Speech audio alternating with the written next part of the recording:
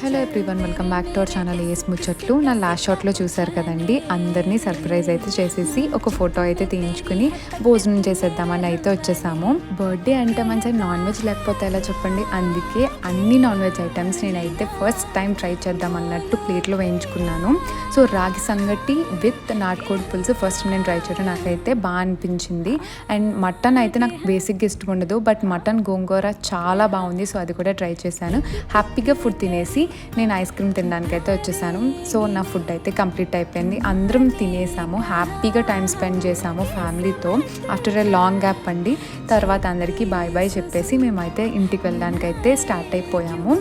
మీరు నా last 3 to 4 shorts చూస్తే ఈ సర్ప్రైజ్ ఏంటి ఇవన్నీ మీకైతే క్లియర్గా అర్థమవుతాయి. ఎవరైనా చూడకపోతే తప్పకుండా చూసేయండి. So that's it for this video guys. Please do subscribe to ace ముచ్చట్లు.